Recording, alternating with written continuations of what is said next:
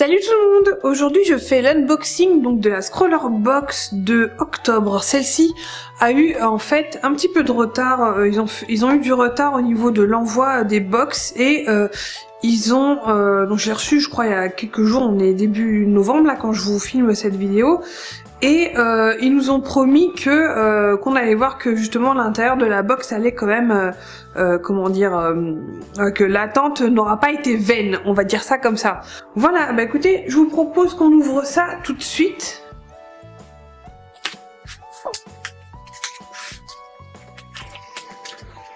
Alors bon, je vais résumer rapidement parce que c'est quand même la troisième dont je fais l'unboxing, mais pour les nouveaux qui viennent d'arriver, la Scroller Box c'est une box anglaise à abonnement, une box en fait qui a à l'intérieur des fournitures artistiques.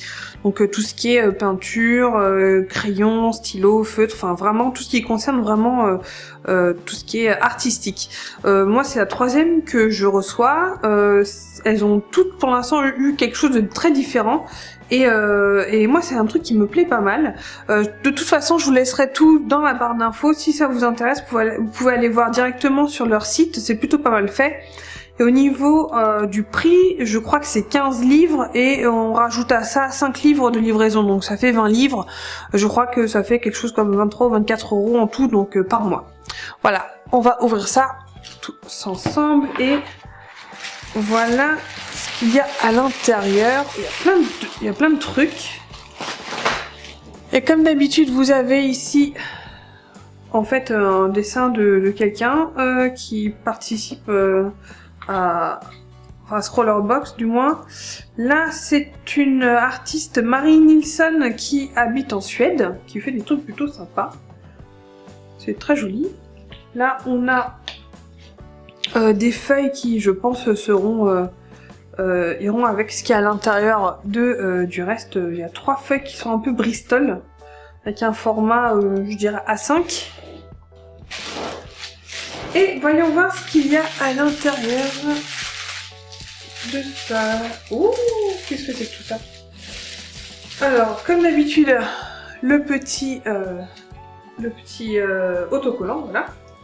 Et on a... Oh, punaise, elles se sont pas moquées de nous cette fois-ci.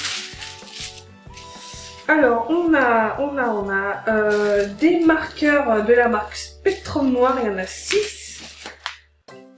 Ils sont assez légers, je trouve, par rapport à ceux que j'utilise d'habitude, les Copic.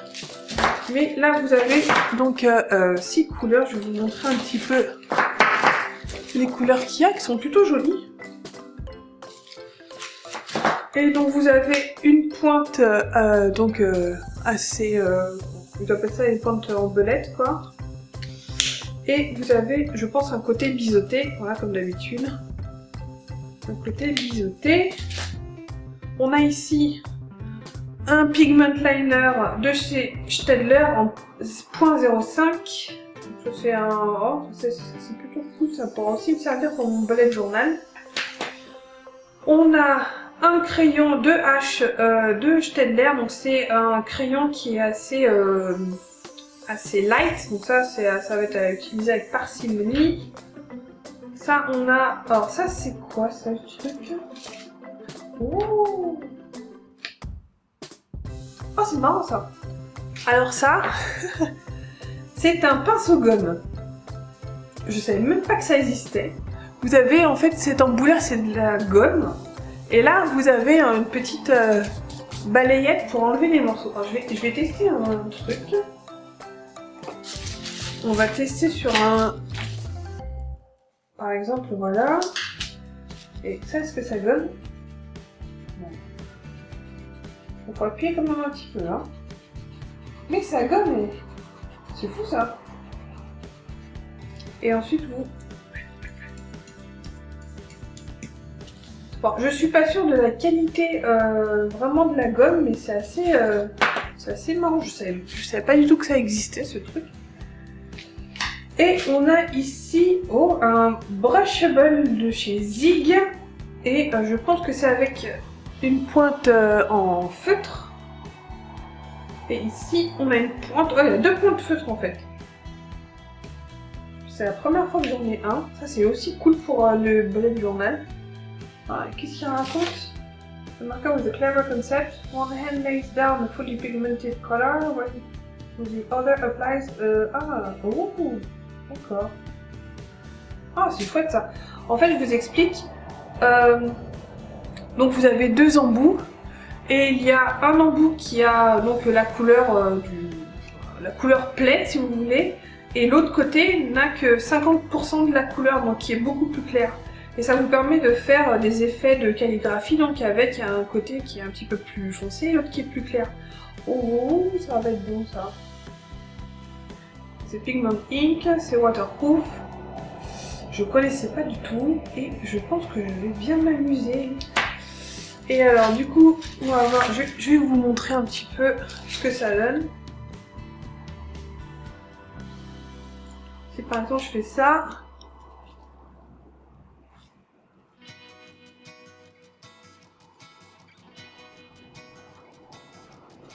Ça permet de faire vraiment des trucs assez sympas.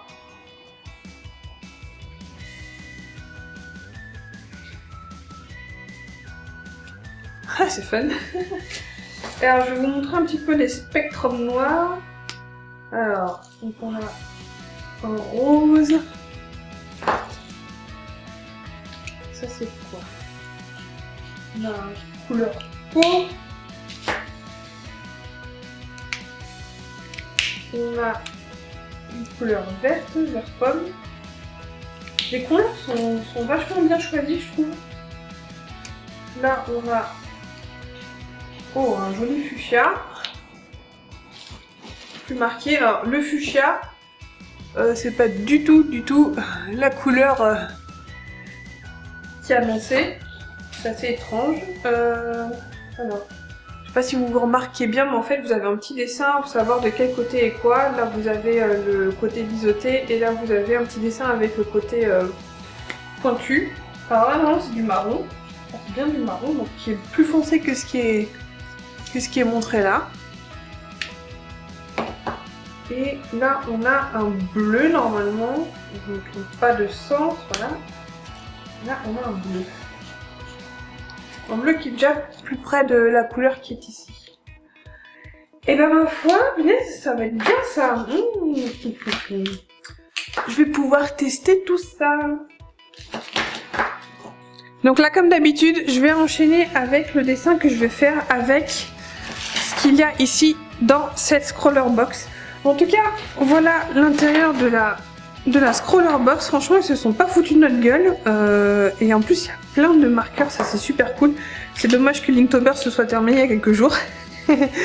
Mais franchement, je pense que je vais bien m'amuser avec tout ça. Puis ce truc-là, je connaissais pas du tout. Un crayon gomme, c'est la première fois que je vois ça. C'est marrant. Et de H, je dois avouer que tout ce qui est au-dessus de H, c'est pas des crayons que j'utilise d'habitude. En général, il faut quand même être assez, une main assez légère parce que dès qu'on dessine assez fort sur un papier avec du 2H, vous faites en fait des ornières dans la feuille quoi. Donc faut faire attention quand vous utilisez du 2H. Quand vous utilisez tout ce qui est B et beaucoup plus, enfin B, 2B, 3B, etc. Faut aussi de toute façon avoir la main légère puisque c'est gras et du coup vous allez faire vraiment quelque chose de très très noir et très très vite et vous allez avoir peut-être tendance à passer votre main dessus et à en mettre partout. Et donc plus vous allez vers les H et plus la mine est dure et beaucoup plus claire quoi. Voilà, donc ça c'était le contenu de la box d'octobre. Normalement la box de novembre arrivera vers le 15 du mois, donc je pense que je vous présenterai le contenu de la box donc novembre un petit peu plus tard dans le mois. Voilà, et ben écoutez, je passe tout de suite au dessin qui va suivre. Alors je vous rappelle un petit peu le principe donc de Scrollerbox et du challenge de Scrollerbox, c'est tout simplement de faire un dessin avec les fournitures qui sont comprises dans la box. Donc Voilà, ça c'est le dessin que j'avais prévu de faire sur le thème de Happy Cat, donc qui est le thème de cette scroller box. Et donc je ne vais utiliser pratiquement que ce qu'il y a dans la box. Je crois qu'il y a juste un petit coup de feutre blanc que j'ai utilisé à la fin. Mais en tout cas, le reste, je n'ai utilisé que le contenu de cette box. Donc là, comme vous voyez, je commence à faire les formes principales. Je construis toujours mes dessins pour essayer de faire en sorte d'avoir les proportions correctes, pour pas partir dans des directions un petit peu où le personnage aurait des proportions qui n'iraient pas, du moins.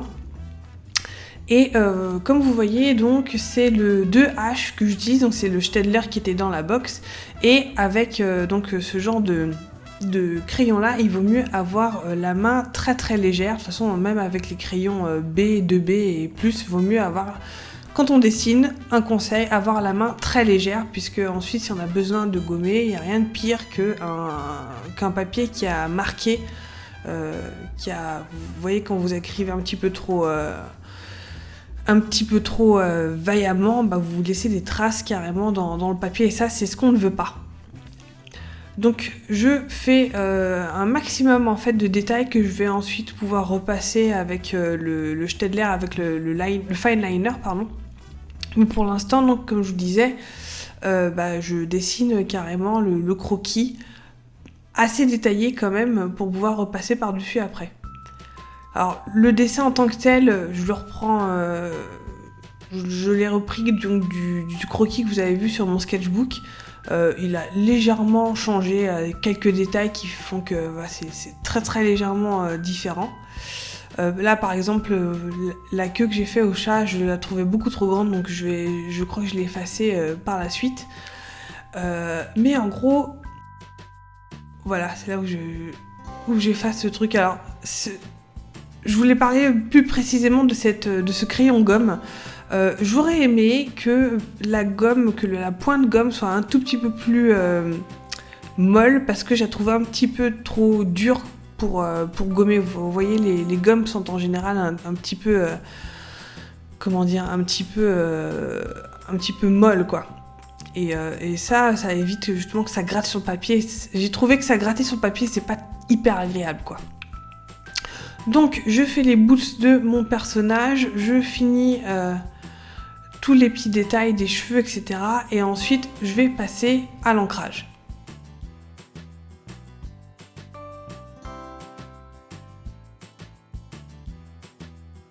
Alors là, vous pouvez voir que je fais en fait une petite fiche avec les couleurs, donc des spectres noirs, des marqueurs spectres noirs qui étaient dans la box.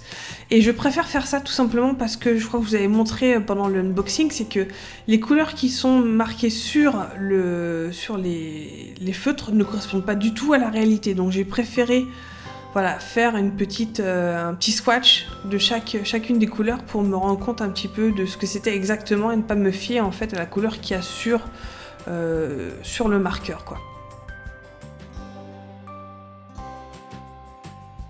Donc ici je commence par les aplats de couleurs, donc avec le marqueur. J'ai commencé par donc les cheveux en rose, tout simplement. C'est la couleur qui me plaisait bien pour faire les cheveux dans le panel que j'avais.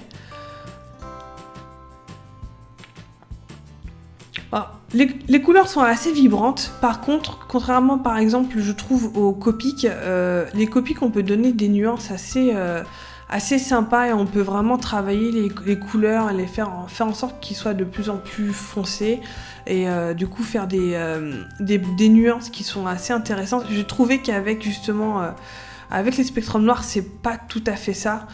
C'est plus facile pour faire des aplats. Vous allez voir quand je vais réutiliser ces couleurs-là pour essayer de faire des semblants d'ombre. C'est pas forcément, j'ai trouvé des couleurs qui se superposent et qui se foncent quand vous réutilisez la même teinte en fait.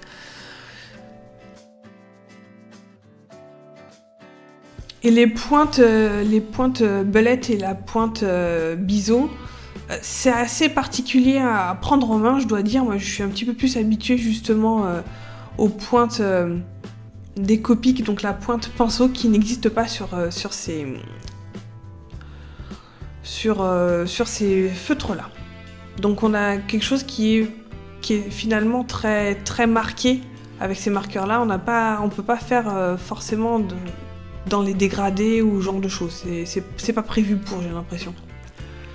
Donc j'utilise le pinceau, je crois que c'est le Brushable qui donc a été livré aussi avec la Scroller Box pour faire le cadre autour du personnage. Et j'ai fait en sorte de laisser une petite zone blanche autour du perso pour un petit peu la faire sortir justement de cet aplat-là. Et comme vous voyez, le Brushable, si vous faites pas gaffe, vous faites des espèces de strokes comment on appelle ça, j'avoue que je sais pas trop en français comment ça se dit, mais voilà, quand vous repassez par-dessus ce que vous avez déjà colorié, vous avez des espèces de marques qui sont pas très saillantes, mais je pense que c'est plus un stylo plus pour écrire et pour faire de la calligraphie plus que pour colorier comme je viens de le faire. Donc là j'ai pris la décision d'ancrer et d'utiliser donc le Staedtler, le fine liner, après avoir posé les couleurs. Donc c'est un choix délibéré de ma part, parce que je voulais justement éviter si vous passez quelque chose d'humide comme ça, donc faire des aplats de couleurs alors que vous avez mis un feutre, ça pourrait baver et ce serait vous détruisez votre dessin pour rien. Et là, comme vous voyez, par exemple, c'est une erreur. J'avais tendance à faire des trous comme ça en passant le liner, et c'est par exemple comme ça que le chat s'est retrouvé avec une tache sur la fesse parce que j'avais tout simplement loupé mon trait. Du coup j'ai décidé de lui faire des petites taches. Voilà comment on fait pour réparer ces erreurs, du moins. On continue avec les détails de la robe pull. Donc là, on fait les stries, etc. C'était assez agréable. J'avoue que j'ai découvert ces Staedtler, ces fine liners, et j'ai beaucoup aimé, ça glisse sur le papier de façon assez agréable. Et même pour le bullet journal, maintenant j'utilise plus que ça, tout simplement, pour tracer mes tableaux et tout ça, ou les lignes que j'utilise. C'est hyper agréable, c'est plus agréable que le Sakura par exemple. Donc là, comme je vous disais, je réutilise le même marqueur pour essayer de mettre des nuances dans les couleurs, et je trouve que ça se voit pas des masses. Même dans le vert, une fois que ça sèche, finalement, ça se voit plus beaucoup, et c'est bien dommage. Donc bon, à ce niveau-là, je suis un petit peu déçue de ces feutres-là, mais bon, après, ça fait des couleurs en plus, c'est pas mal, quoi. Mais voilà, c'est pas forcément à utiliser comme ça pour mettre des nuances de couleurs.